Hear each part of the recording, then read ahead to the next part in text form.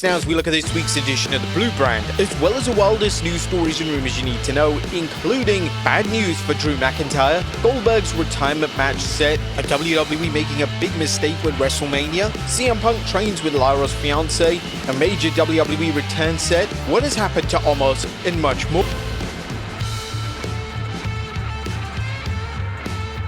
As always, we won't recap the show, but just look at the good, the bad, and the downright ugly.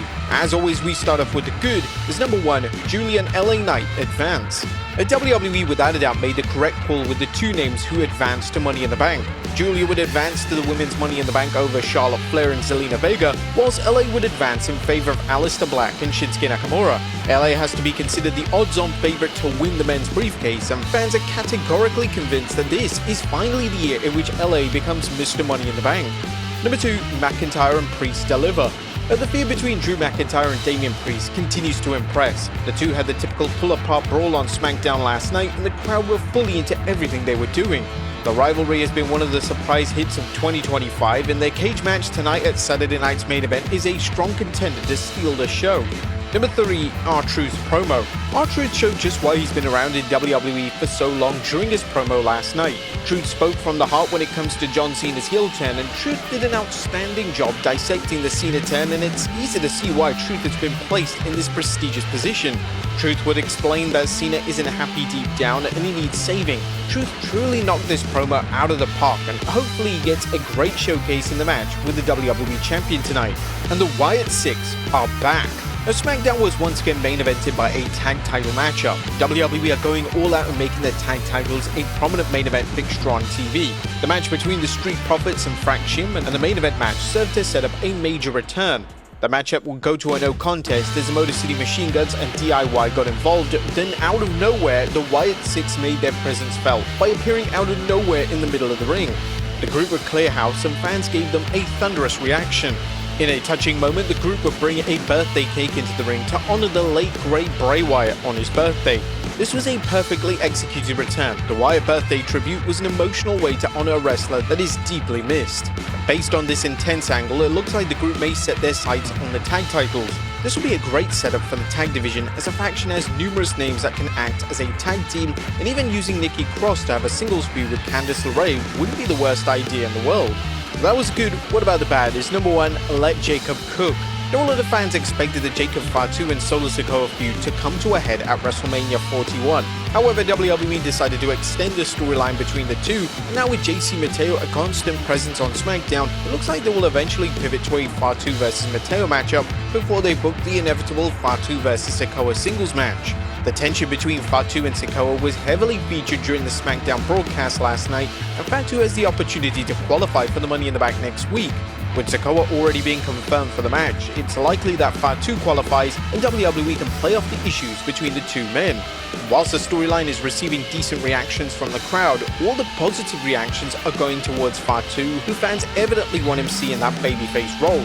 But WWE really have to play this smart, as if they use the let it play out card for so long, they risk the chance of the fans losing complete interest. And due to how popular Fatu has become in such a short time, they need to avoid this at all costs. There was nothing downright ugly on this show. This week's broadcast was one of the most consistent 3-hour shows of the recent era. WWE did a solid job advancing both Saturday night's main event as well as Money in the Bank. What do you guys think of the Blue Brand this week? Let us know in the comments down below. Now let's move on to the news. Now first story looks at Goldberg's retirement match set. Our top story today takes a look at the latest when it comes to the retirement of WWE Hall of Famer Goldberg. Goldberg recently spoke to My San Antonio, and the man himself confirmed that his final match is going to be in the South. It's going to be in the South. This gives me the opportunity to put a stamp on my career in front of the people I care the most about.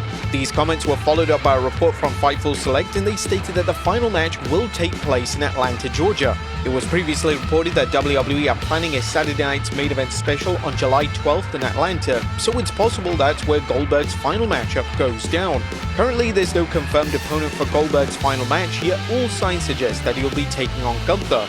The match was previously rumored for a Saudi show or even SummerSlam. WWE decided to do the match on a Saturday night's main event is a huge deal. If WWE followed through with this bold idea, that means two wrestling legends, those being Goldberg and John Cena, will both be retiring at Saturday night main event specials in 2025. Next up, a huge Wrestlemania change incoming.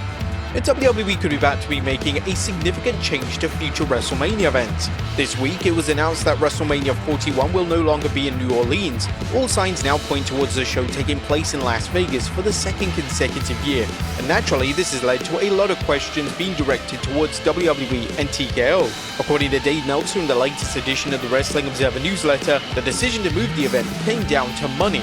The decision was made partially because this year's WrestleMania made so much money overall in Las Vegas from all sources that they could not make that level of money in New Orleans.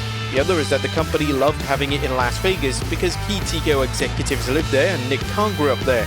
But he also added that the plan is now to run WrestleMania on a regular basis in Las Vegas. The plan is now to run WrestleMania on a regular basis in the city, not necessarily every year, but frequently. The idea is that the city wants to have a major destination sports event every year, and by definition, they are looking at the Super Bowl, the Final Four, the College Football National Championship Final, and WrestleMania, so we'll be looking for Mania any year that they don't have any of these other three events. One of the appeals of WrestleMania is that it ventures into a different city each year. WrestleMania relies heavily on international fans attending the show, and this assists with city and state tourism. However, if the show remains fixed in one location, international fans and even fans from other states in the US are going to be less interested in making the costly trip. Next up, Money in the Bank 2026 location confirmed. It was confirmed this week that New Orleans would host Money in the Bank 2026, and Triple H has now confirmed the validity of these reports. In a video posted on X, the head of WWE Creative stated that the Money in the Bank 2026 will take place on August 26, 2026. This is the latest WWE have ever hosted the event, and the first time they've ever run the PLE following SummerSlam. This is an interesting move and a major shakeup of the established WWE PLE calendar. Next up, CM Punk trains with Lyra's fiance. Now, you may have noticed that during Lyra Valkyria's IC title defense against Becky Lynch at Backlash, her fiance was in the crowd rooting her on. Her fiance is Irish indie wrestler LJ Cleary. Cleary took to X and mentioned how much of an honor it was to train with CM Punk.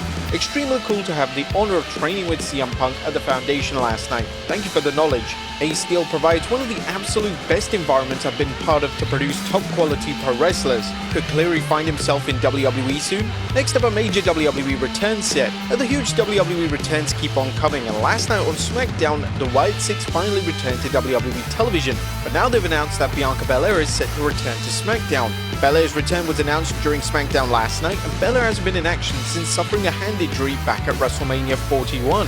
Next up, a new match added to Saturday night's main event. WWE are set to present Saturday night's main event tonight, and they've finally decided to add a women's match to the card. Fans were extremely critical of WWE's call to not have a single women's match featured, but thankfully that has now changed. On last night's SmackDown, they announced that Zelina Vega will defend her women's US title against Chelsea Green. This means that the card has 5 matches, and the show is confirmed to be headlined by Jey Uso vs Logan Paul for the world title. Next up, bad news for Drew McIntyre. Now it looks like Drew McIntyre is working hurt. McIntyre recently spoke with Orlando Sentinel, and McIntyre revealed that following his huge bump at Backlash, he's unable to turn his head all the way to the left. I can't turn my head all the way left yet. Working hurt is just what happens when you're an athlete, especially as the years go by. If you're injured, it is something to take care of. Maybe back in the day, we could have taken it and gone with it. In the past, I've worked with muscle tears and breaks, which isn't the most sensible thing, but the way we operate now, you want to last for the long run. McIntyre is set to collide with Damian Priest tonight in a steel cage match, and hopefully after the match, McIntyre is able to take it easy and heal before his next rivalry begins. And finally, what has happened to OMOS? Now our final story looks at OMOS' WWE status. OMOS impressed with the run in Japan in early 2025, yet he was called back to WWE, seemingly to return to television. However, that hasn't occurred, and OMOS has yet to make a single appearance since WWE made his return from his run in Japan. OMOS was recently interviewed by What Culture, and according to the former WWE Tag Champion, he's simply waiting to return. I'm just waiting. I had fun in Japan and I'm patiently waiting. To be honest, man, I'm just here to dominate. I'm just ready to come back and dominate in the ring again. There's nothing that brings me more joy than being in the wrestling ring. So whenever that happens, I'm just ready and excited to get back in there. WWE decided to seize Omos' run in Japan, not only to use him in any capacity on WWE programming, makes zero sense. It would have made more sense to keep Omos in Japan and bring him back into the fold when a solid creative plan was in place.